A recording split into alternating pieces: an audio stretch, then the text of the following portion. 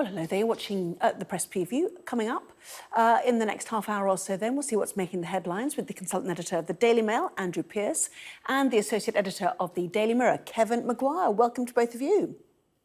Hi, Anna. So to tomorrow's front pages then. Start with the Metro reporting that for the first time, the number of second COVID jabs administered in a single day was more than first doses. The Telegraph quotes the Labour leader, Sir Kier Starman, describing the notion of so-called vaccine passports as un-British. The Queen has been seen back out in public without a face mask after receiving her second vaccine dose. That's the front page of The Sun. The Daily Mail reports that the charity watchdog is investigating the zoo where the Prime Minister's fiancée, Carrie Simons, works. The government-commissioned report on racial disparities in the UK has been described as divisive and a missed opportunity for change. That's the lead for The Guardian. While The Times carries similar criticism, with the report described as culturally deaf. The Financial Times relays disappointing initial results for Deliveroo after the takeaway firm's flotation on the London Stock Exchange, if I can say that. More papers obviously due to come in. Andrew Pierce, Kevin Maguire are here. You want to kick off, Kevin, why don't you, with the Daily Telegraph, this idea about vaccine passports and what Labour think of it. What's the great reveal tonight then?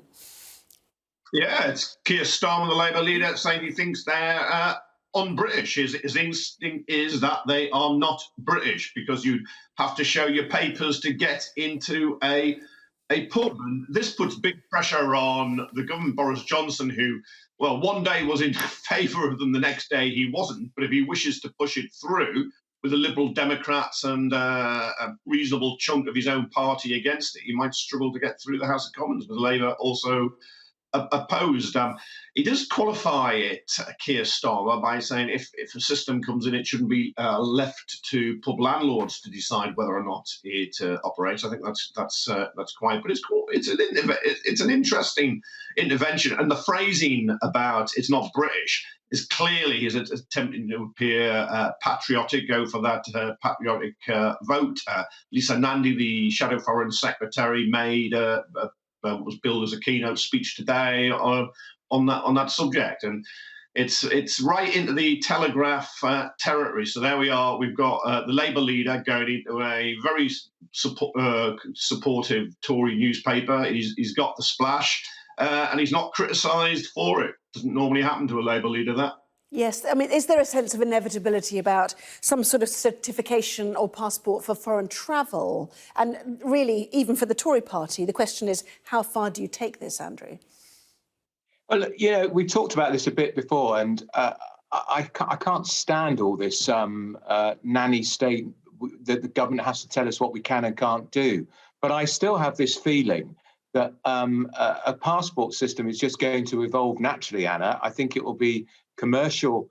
There'll be commercial pressures will dictate it. I think we could well see it happening in theatres, in concert halls, and I think a lot of people will support it. Now, I don't want it to happen, but I think it is inevitable. And I saw there was a poll today. I've forgotten who did the poll, but it showed pretty strong public support for some form of passport scheme, because people want to get on with their lives. They want to lead normal lives as best they can.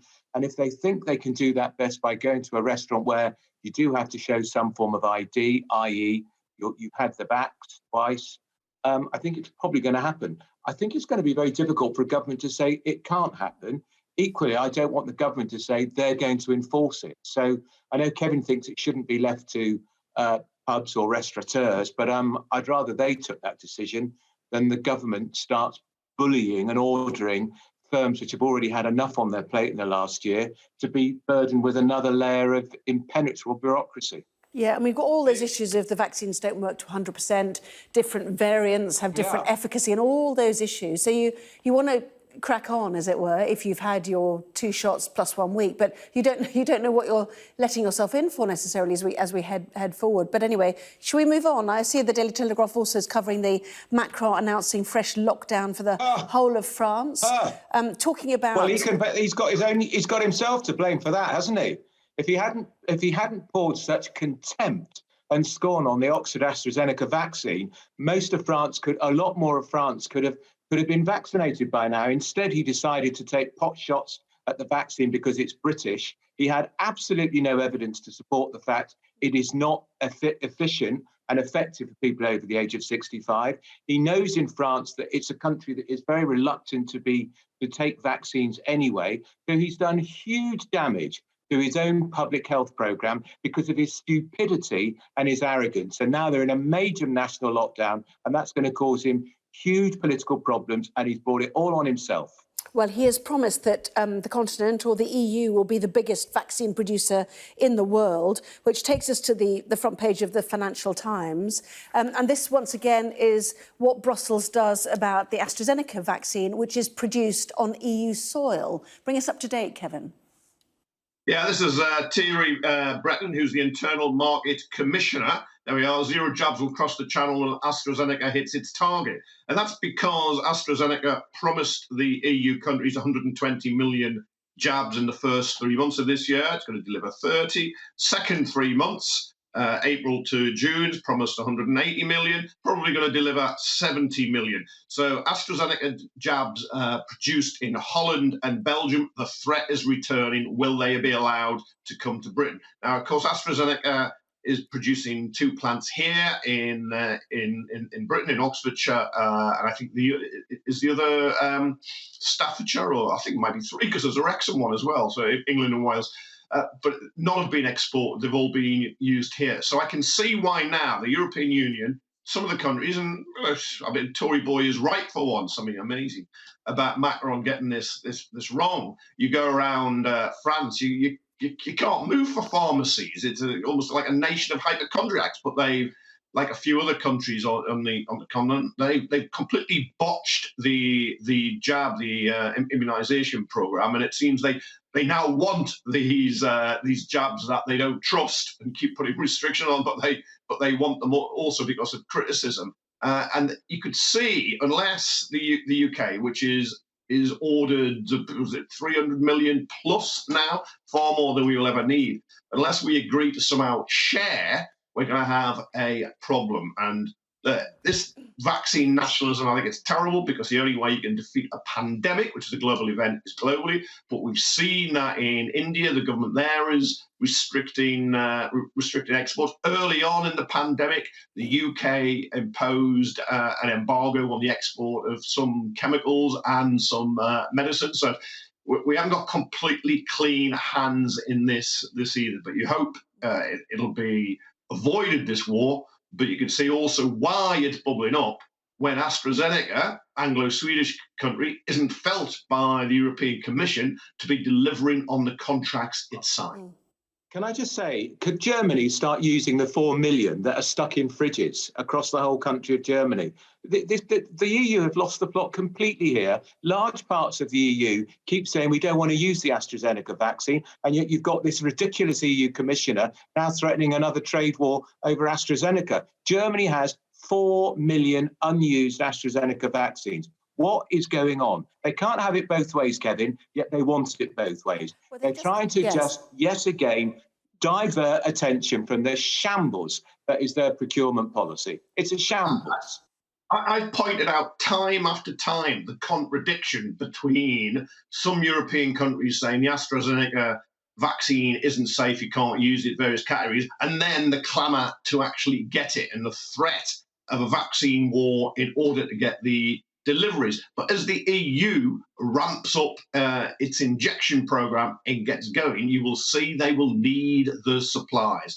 And AstraZeneca, it's a difficult biological process producing a vaccine. It's not, you can't just turn it on and off very, very easily. But you can see they've overcommitted. And there is this suggestion that they've sold the same vaccines twice or more times, and so they just can't fulfil their orders. Yes, Kiel, Oxford, and then fill and finish in Wrexham, isn't it, for the AstraZeneca in this country. Let's go to the Sun then. You talked about everybody wanting to get out and about once they've had their vaccines. The Queen has had her second, back out with no mask. 99% take up the second dose, and for the first time today we've seen more second doses than first doses, which was predicted for, well, April. I know it's the end of March, isn't it, Andrew? But moving on then?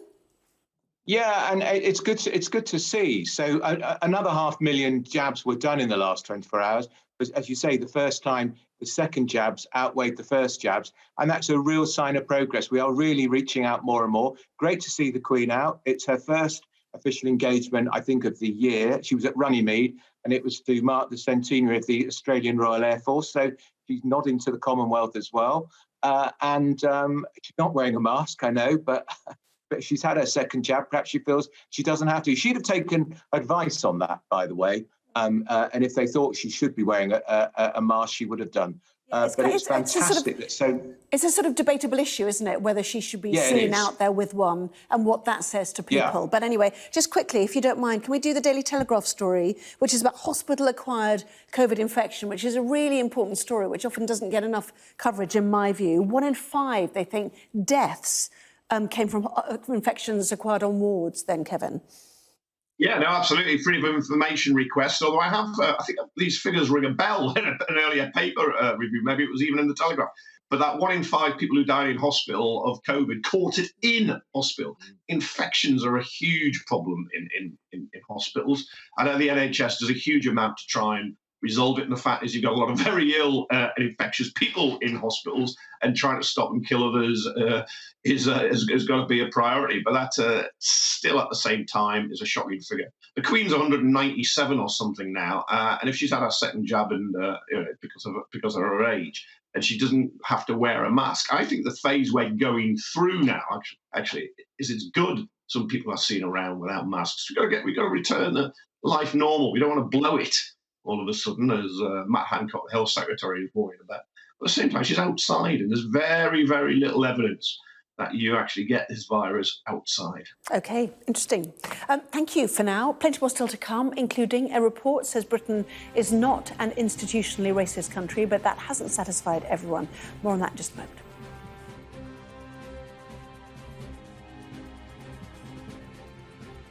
Welcome back. You're watching the press preview. With me now, Andrew Pearson, Kevin Maguire. Welcome back to both of you.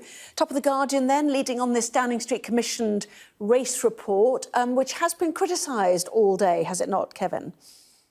It hasn't. Job done. If you're Downing Street, they gave out a summary, which is very unusual, summary, not the full report. So they got glowing headlines in the papers today that Britain's a great beacon of racial equality. There's no structural racism and everything. And The Guardian's the only paper I've seen so far to put it on the front prominently and picking up now on the criticism. Who would have thought that a prime minister who called black people pickaninnies with watermelon smiles might be able to get a report saying that there's no structural racism in the institutions he heads? Who'd have thought that, eh? Job done for him. I suppose the argument is they didn't say there was none, but that is an automatic default setting for people blaming stuff on stuff, effectively. Yeah, but there's no structural racism. When you've got more black, Asian, ethnic minority people, BAME, I know is a name they want banned, but you've got more in prison, more stopped by the police, you've got lower pay across. There's got to be some structural racism. It's just there. Look at COVID deaths. Who was dying most? You saw all the black and brown faces of NHS staff dying early on. That's structural racism? It is there. And yet there's this denial. Johnson is laughing. He's absolutely laughing. He'll have pandered to those in the white community who think there is no racism, and every time a black or an Asian, another ethnic minority person complains, they're just somehow playing a race card. That's what he was doing himself, Johnson. He knows exactly. It's really, really cynical, this. OK. Andrew, I apologise for not getting your thoughts on that, because we've got a couple more stories we want to squeeze in. I'll just say one thing. Yeah. I'll just say one thing about it. 10 people wrote that report. 9 of them were black and ethnic. 9 of them out of the 10. Now we'll move on. David Cameron. Yep. We're talking about David Cameron. He's Kevin, you've had your say. David Cameron filling his boots, still saying nothing. The controversy goes on. We now know that the guy from Greensill had a card when he was working in number 10 with his business card with number 10 on it. We know that Cameron, according to reports, thought he could make up to £44 million of his links with Greensill, which is going under. Cameron will say nothing about this. He'll keep his head down and hope that the flat will fly over the top of his head. But quite a lot of it is landing on him, I'm afraid. And finally, Payday for gambling website boss Denise Coates, pictured in The Guardian, also in The Telegraph. 440 million. Has anybody ever seen a four bookie? No, it's obscene. There's no way. Look, her and her father have built up this company. It's in gambling. It's poorer people with little money who suffer most from gambling or lose most in gambling as a proportion of their earnings. Look, everybody's entitled to make a living, but for one person, for instance, to be paid more than almost all the 100 footsie company chiefs put together, who are on huge salaries themselves, to get a lot of criticism. I mean, that's just ridiculous. Yeah. 1.3 million a day, and her pay since 2016 is now nearly 1.3 billion. It's not bad, is it? That company gives money to the Labour Party. You know, I should think they shouldn't take any from them. Well, that is a subject we'll have to discuss more at 11:30 because we've run out of time. We'll see you then. Thank you very much indeed. Don't forget, you can catch up the very latest on that as well on the YouTube channel.